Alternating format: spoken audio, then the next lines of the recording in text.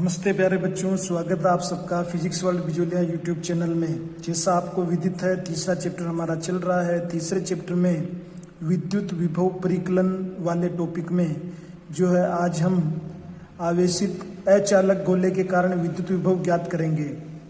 प्रिय विद्यार्थियों, इससे पूर्व के जो वीडियो में हम विभव का परिकलन कर चुके हैं। किस किस के लिए? सबसे पहले हमने देखा था गोलीय कोश के लिए विभव का मान, और दूसरी वाली स्थिति में या दूसरा प्रकरण जो हमने लिया था कि वहां पर आवेशित चालक गोला था। अगर आपने विद्यार्थियों ध्यानपूर्वक वीडियो को देखा होगा तो निश्चित रूप से आप समझे होंगे कि चाहे परीक्षा में गोलीय कोश का क्वेश्चन आए चाहे चालक गोले का आए, हमें जो रिजल्ट जो मिलेगा वो दोनों के लिए सेम मिलेगा। इसीलिए बुक में जो है गोलीय कोश का डेरिवेशन पूरा किया गया है और चालक गोले के डेरिवेशन में ये लिख दिया गया है कि ये बिल्कुल गोलीय कोश के ही समरूप होगा, उसी के समान होगा। आपको केवल गोलीय कोश की जगह चालक गोला शब्द काम में लेना है। फिर भी जैसा आपको मालूम होगा कि जो है हमने गोलीय चालक वाले टॉपिक को भी पूरा जो है कंप्लीट किया है।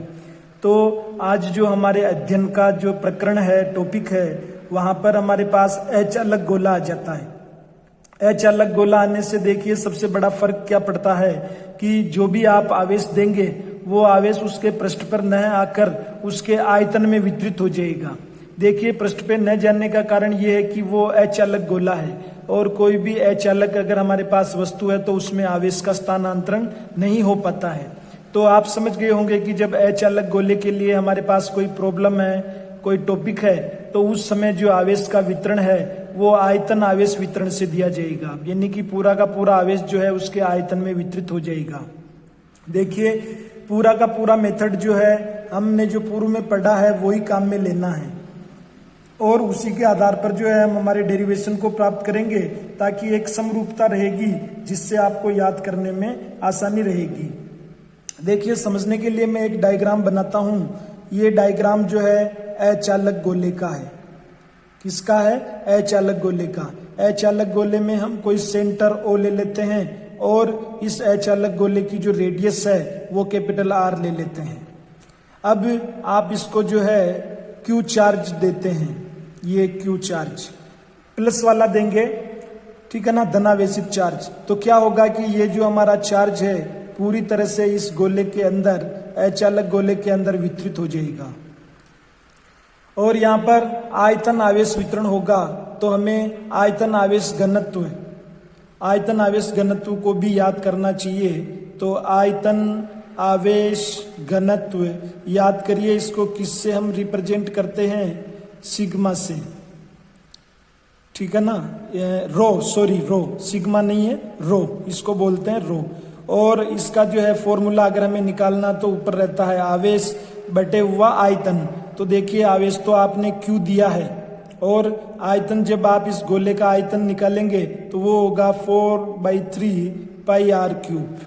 आर यहाँ पर कैपिटल इसलिए आया कि हमने रेडियस या त्रिज्या जो मानी है वो कैपिटल आर मानी है। ये हमें लिखना है कि हमारे पास अचालक गोला है, उसकी जो त्रिज्या हमने आर मानी है, और इसको धनावेश से आवेशित करने पर पूरा का पूरा आवेश जो है इसके आयतन में समान रूप से वितरित हो जाता है। ये आप जो है डायग्राम को देख करके आराम से लिख सकते हैं। फिर देखिए जो है आप आयतन आवेश घनत्व का सूत्र भी लिख देंगे।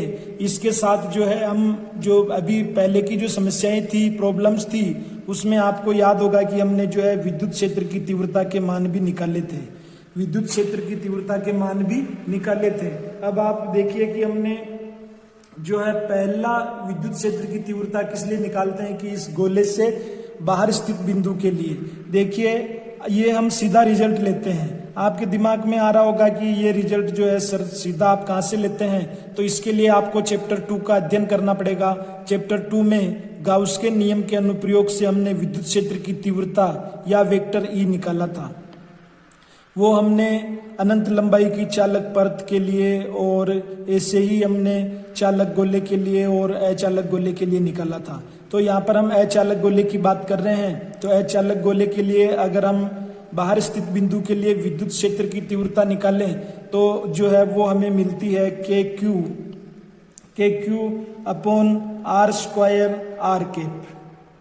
और जब हम सरफेस के लिए पृष्ठ पर स्थित बिंदु के लिए विद्युत क्षेत्र की तीव्रता निकालते हैं तो वो मिलती है k q upon capital r square r cap. और सबसे बड़ा अंतर यहाँ पे आता है कि जब जो है हमारा बिंदु अंदर हो इनसाइड, तब हमें जो विद्युत क्षेत्र की तीव्रता का मान जो है वो मिलता है k q upon capital r cube और ये आर कैप। ये मान भी आपको डेरिवेशन जो है प्रारंभ करते समय लिखना है। और एक फॉर्मूला जो हम और यूज में लेते हैं कि विद्युत क्षेत्र की सहायता से विद्युत विभव निकालने के लिए जो हमारे पास फॉर्मूला रहता है विभव V बराबर minus infinity to small r vector E dot dr। ये भी हम यहाँ पर यूज में लेंगे। तो देखिए काफी आसान सा डेरिवेशन है। इसका जो पहला भाग आप देखेंगे कि जो हमारा बिंदु P है वो बाहर स्थित हो, ठीक है ना, कहाँ पर स्थित हो, बाहर, अचालक गोले से बाहर। तो जो है हम ये विद्युत क्षेत्र तो ये लेंगे और हमारे पास विभव का परिकलन करने के लिए ये वाला सूत्र काम में लेंगे। ये पूरा का पूरा डेरिवेशन समरूप है। किसके समरूप है? गोलीय कोष का जो हमने निकाला था, चालक गोले का जो हमने निकाला था, बिल्कुल हूबहू मेथड वही है और वही हमें कोई रिजल्ट मिलता है। देखिए दूसरे में हम सरफेस की बात करते हैं, सरफेस की। तो सरफेस वाला जो ये सब टॉपिक है या स्थिति है, ये पूरी की पूरी बिल्कुल गोलीय कोष से मिलती है, चालक गोले से मिलती है। तो ये जो है दोनों आउट और सरफेस वाले हम पहले ही पढ़ चुके हैं, 2 बार हमने पढ़ लिया है। तो आज हमारे लिए ये काफी आसान होंगे, ठीक। और यहाँ पर जो हमें मुख्य ध्यान रखना है थर्ड वाले में, जब हमारा जो बिंदु है वो अंदर की तरफ होगा, इनसाइड होगा, तो यहाँ पर जो है हमें परिणाम पहले वाले परिणामों से अलग मिलेगा। गोलीय कोष वाले टॉपिक से और चालक गोले के टॉपिक से हमें अलग मिलेगा। तो ये जो है हमें इसी को जो मैं आपको डिराइव करवाऊंगा, ये 2 रिजल्ट हम बहुत बार निकाल चुके हैं, तो इनको मैंने सीधा नोट्स में लिख दिया है। अभी मैं आपको समझाते जाऊंगा और इसको हम अभी साथ के साथ कैलकुलेट करेंगे। तो देखिए हम शुरुआत से जो है नोट्स पर चलते हैं। ये आज हमारा जो है टॉपिक है, हमारे पास जो है वीडियो 13 चैप्टर 3 और जो है हमारा टॉपिक आज का 3.7.3 आवेशित अचालक गोले के कारण विद्युत विभव। इंग्लिश भी पढ़ लिया करें, क्योंकि पेपर में जब आप कंफ्यूज हो जाते हैं तो वहां पर अंग्रेजी के शब्द जो है हमारी सहायता कर देते हैं। Electric potential due to charged non conducting sphere. देखिए ये हमने समझने के लिए एक अचालक गोला बनाया है, तो इनको यहाँ पर हमें लिखना है। माना r त्रिज्या के अचालक गोले को प्लस q आवेश से आवेशित किया गया है। एक चीज और मैं आपको याद दिलाना चाहूंगा कि बुक में मान लीजिए स्मॉल q दिया हो तो आपको कंफ्यूज होने की जरूरत नहीं है। यहाँ हमने कैपिटल Q माना है, बुक में स्मॉल q माना है, तो उससे कोई फर्क नहीं पड़ रहा है, केवल प्रदर्शित करने का जो है तरीका बदल रहा है, रिजल्ट पे कोई फर्क पड़ने वाला नहीं है। तो देखिए यह आवेश गोले के संपूर्ण आयतन में एक समान रूप से फैल जाता है तथा आयतन आवेश घनत्व जो है हमें इस समीकरण से प्राप्त हो जाता है। ये सब हम सेकंड चैप्टर में पढ़ चुके हैं, समीकरण 1। अब चलिए हम विद्युत क्षेत्र की तीव्रता वाले संबंध निकालते हैं। ये भी हमने दूसरे चैप्टर में पढ़ा था कि अचालक गोला है तो उसके पृष्ठ पर कितना विद्युत क्षेत्र होगा और गोले से बाहर कितना होगा, गोले के अंदर कितना होगा। तो सीधा रिजल्ट जो है हम यहाँ पर यूज में लेंगे।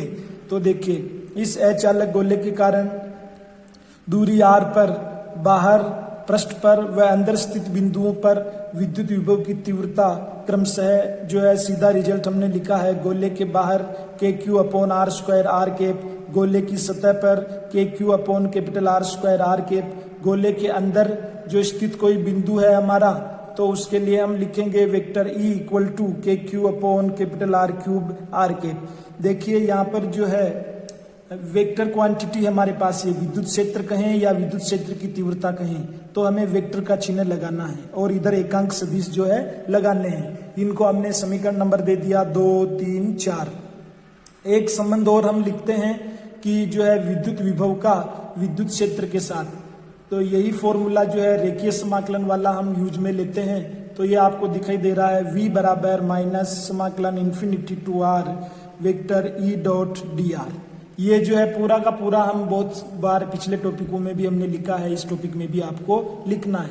चलिए अब बिंदु P की हमारे पास 3 स्थितियां हो सकती है। पहली स्थिति क्या बनती है कि जब जो है आप इस बिंदु P को इस अचालक गोले से बाहर ले लेते हैं, तो उस स्थिति में आपके पास स्मॉल r जो होगा वो कैपिटल R से बड़ा होगा।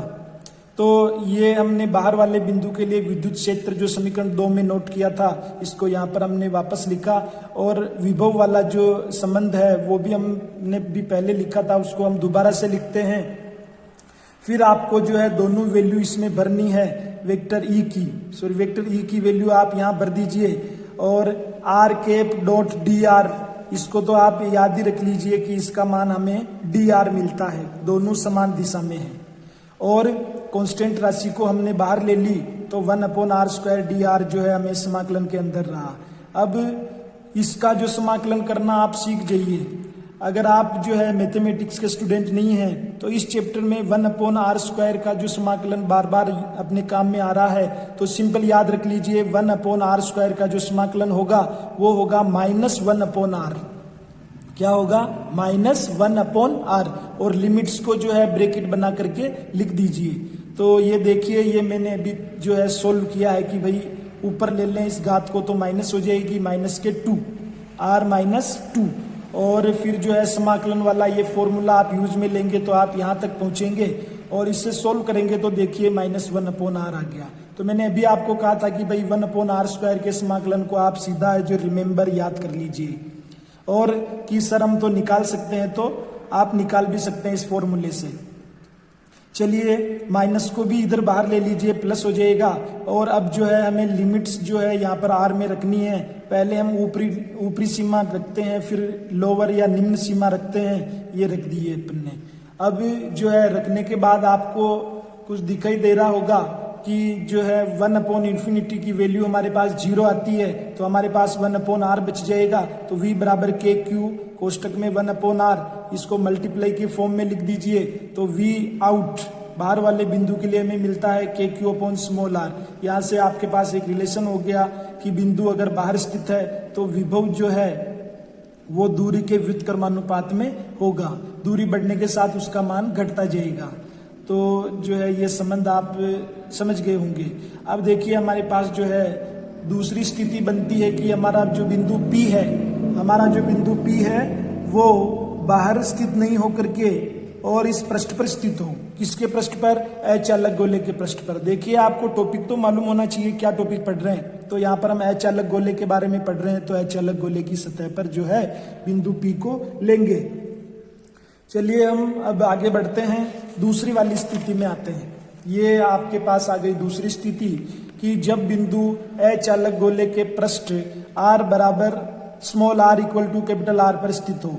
ये डायग्राम से आप देख सकते हैं कि हमारा r और R बराबर है। और विभव हम कैसे निकालते हैं कि किसी भी परीक्षण आवेश को अनंत से जो है हम उस बिंदु तक लाएं तो किया गया कार्य जो है हमें विभव का मान देगा।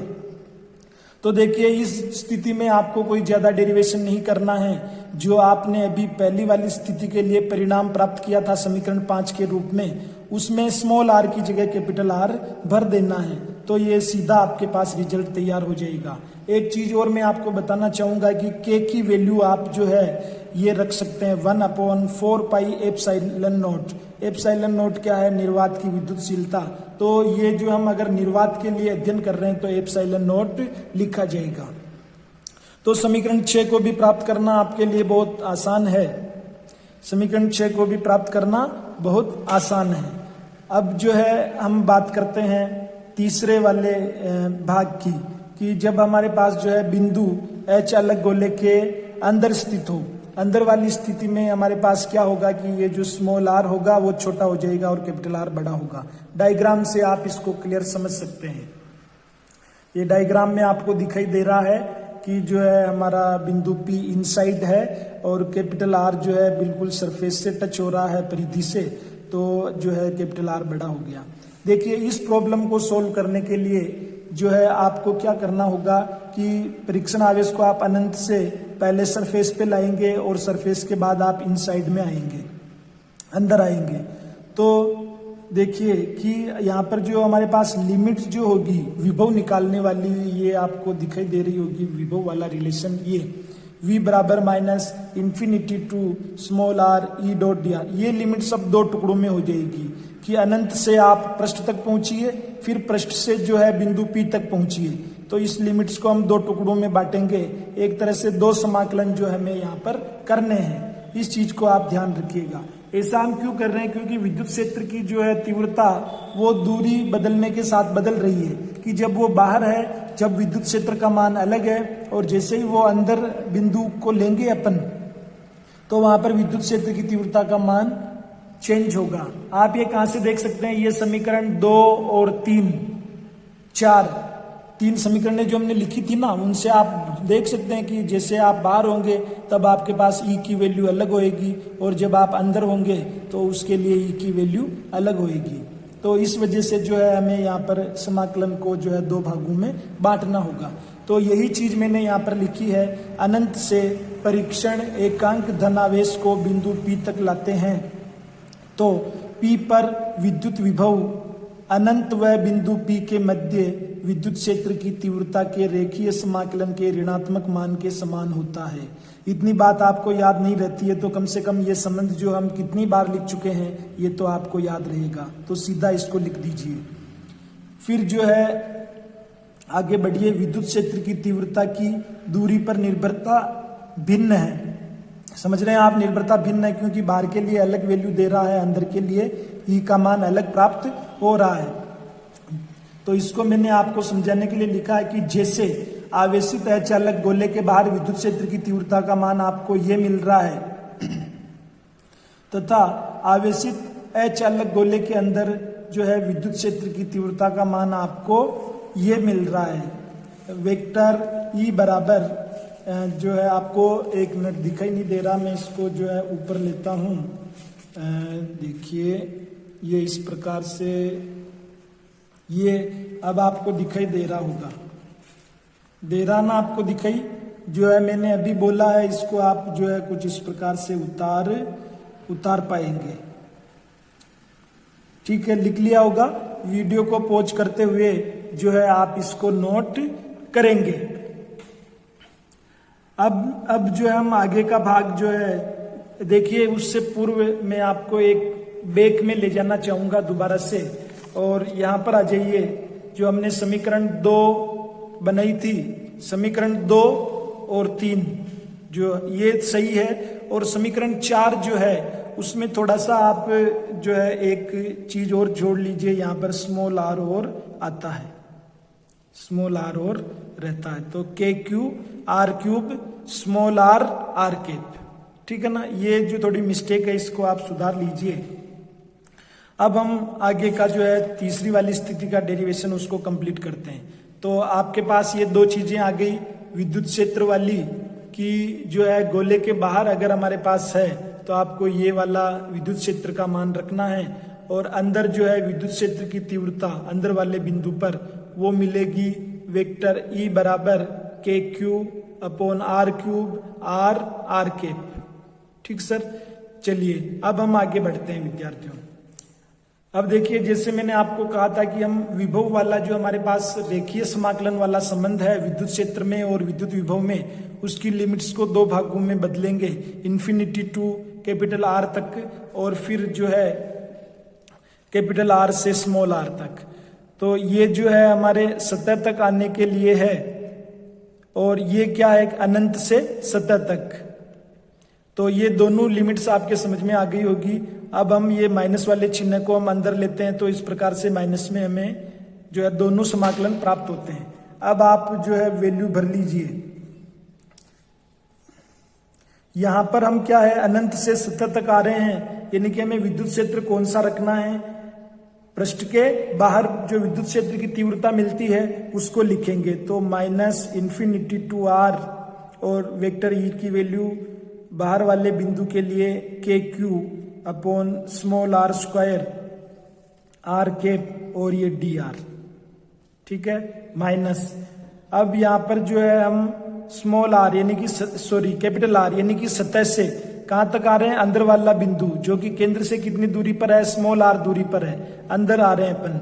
तो वहां पर विद्युत क्षेत्र की तीव्रता का मान मैंने अभी आपको लिखवाया था KQ R3 और फिर आगे हमारे पास ये dr आ रहा। समझ रहे हैं ना आप। चलिए यहां तक जो है आप पहुंच चुके हैं।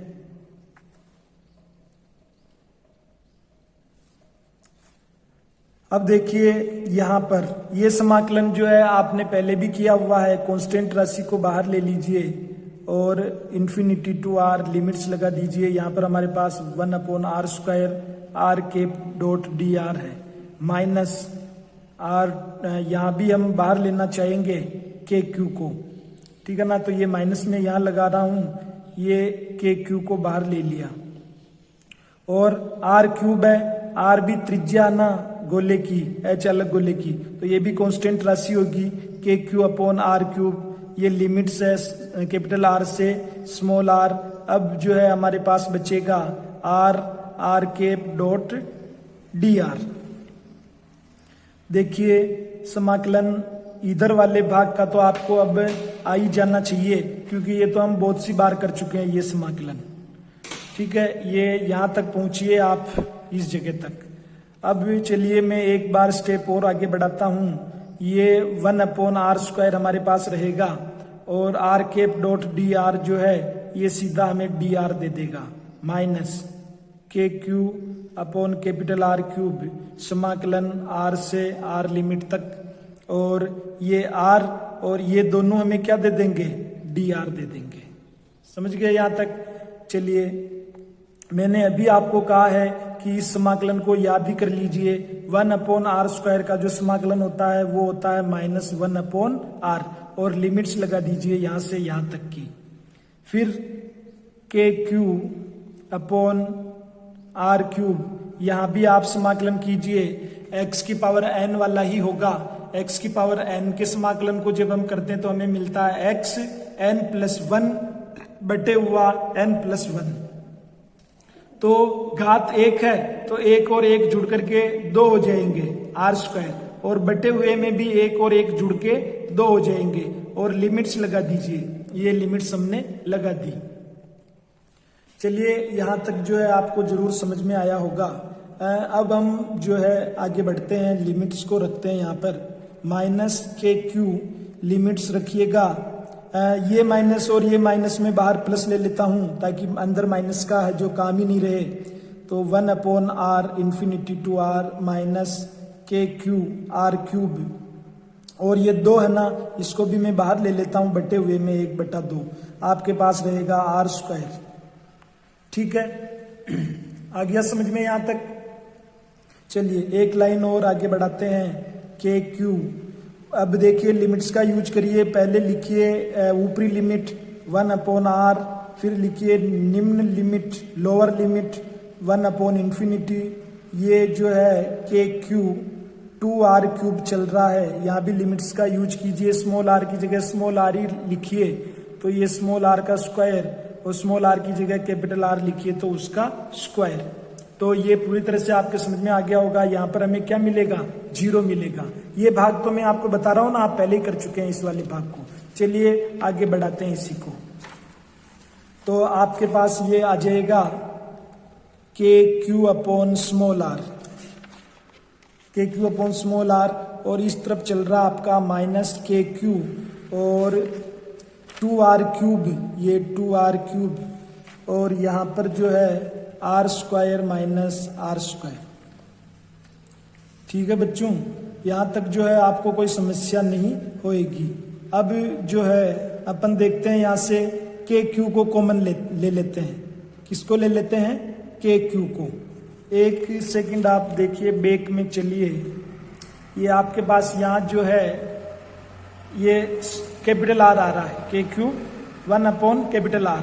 तो यहाँ पर भी जो है हमें क्या मिलेगा, यहाँ भी हमें कैपिटल R ही मिलेगा, स्मॉल r नहीं होकर के कैपिटल R मिलेगा।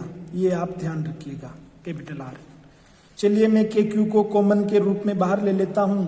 क्या बचेगा यहाँ से 1/R माइनस, इसको अंदर लीजिएगा तो ये बचेगा हमारे पास आर स्क्वायर 2r क्यूब, गुणा होगा और माइनस माइनस क्या बन जाएगा प्लस, और ये होगा 1/2r क्यूब गुणा आर स्क्वायर। तो यहां से आपको मिल गया के क्यू 1/r माइनस ये small r square 2r cube, और यहां से देखिए केवल प्लस 1/2r बचेगा। ठीक है, यहां तक चलिए। बड़ा ब्रैकेट जो आपने ले रखा है उस बड़े ब्रैकेट में जो है एलसीएम ले लीजिए, या 1 2 3 तीनों पदों में से जो है एलसीएम ले लीजिए। एलसीएम बड़ी संख्या को लेंगे तो 2r क्यूब ले लिया, तो यहाँ पर जो हमारे पास बचेगा 2r स्क्वायर। ठीक है, यहाँ से जो है आपके पास आएगा केवल r स्क्वायर, यहाँ से आपके पास आएगा प्लस r स्क्वायर। ठीक है जी, चलिए ये सिंपल मैथमेटिक्स है के क्यू। अब देखिएगा यहाँ पर 3r स्क्वायर हो जाएंगे, 3r स्क्वायर माइनस बटे हुए में 2r क्यूब। चलिए इसको पूरा जो है आप इस प्रकार से लिख पाएंगे के क्यू, ये बटे हुए को आप इधर बाहर ले लीजिए और ब्रैकेट बना के लिख दीजिए 3r square minus small r square. ये जो है v का मान, v क्या है, विभव है, किस स्थिति में, जब हमारा बिंदु कहाँ हो, इनसाइड हो। तो ये मैथमेटिक्स जो है सिंपल सी आपको समझ में आई होगी। अब आप देखिए यहाँ से हम जो है इस सूत्र का सत्यापन भी कर सकते हैं कि मान लीजिए जो है आपको सतह पर जाना है, सतह पर जाना है आपको, तो जो है आप यहाँ पर स्मॉल r की जगह कैपिटल R भर देंगे। ठीक है ना, तो यहाँ से आपके पास जो है 3r square minus r square होगा, 2r स्क्वायर बचेगा, 2 से 2 कैंसिल हो जाएंगे, 2r यहाँ से कैंसिल हो जाएंगे, तो वापस आपको यहाँ पे क्या बच जाएगा, वही बच जाएगा सरफेस वाला फॉर्मूला यहाँ पर आपके पास आ जाएगा के क्यू अपॉन आर। ये सिद्ध हो रहा है, यहाँ पर ध्यान दीजिए। इस वाले जो समीकरण या परिणाम से है, ये कितने नंबर का चल रहा है अपने पास, ये अपने पास चल रहा है 7 नंबर का। इस 7 नंबर के रिजल्ट से आप ये ला सकते हैं, कैसे कि जब हम स्मॉल r की जगह कैपिटल R रख दें, सतह वाला फॉर्मूला हमारे पास ये यहाँ पर इससे आ जाएगा। चलिए अब जो है हम जल्दी से सेंटर वाला और ले लेते हैं कि जब जो है चौथी स्थिति, जब बिंदु अचालक गोले के केंद्र पर स्थित हो। केंद्र पर स्थित होने का मतलब यहाँ पर स्मॉल r आपको कितना मिल रहा है, स्मॉल r हमें 0 मिल रहा है। तो देखिए समीकरण 7 से स्मॉल r बराबर 0 रखिए, तो सेंटर पर जो है आपको मिलेगा के Q 2r cube into 3r square, और इनको जैसे ही आप सोल्व करेंगे तो ये मिलेगा 3/2 और के क्यू अपॉन आर मिल रहा भाई। इसको आप पहचानते हैं, ये सरफेस वाला है, सरफेस पर प्राप्त विभव, तो VC बराबर 3/2 सरफेस, यानी कि जो है हम ये भी लिख सकते हैं, क्या लिख सकते हैं, देखिए कि VC बराबर 1.5 VS, कि जो हमें सेंटर पर जो है विभव मिलेगा वो सरफेस पर मिले विभव का 1.5 गुना होगा। ठीक बात है, ये रिजल्ट भी आप समझ गए होंगे। चलिए अब हम जल्दी से ग्राफ खींच लेते हैं, जल्दी से जो है हम क्या कर लेते हैं, ग्राफ खींच लेते हैं। देखिए यहाँ पर ग्राफ जो है किस किस के बीच में है वो आप लिख लीजिए। विभव व केंद्र से दूरी r के मध्य आलेख,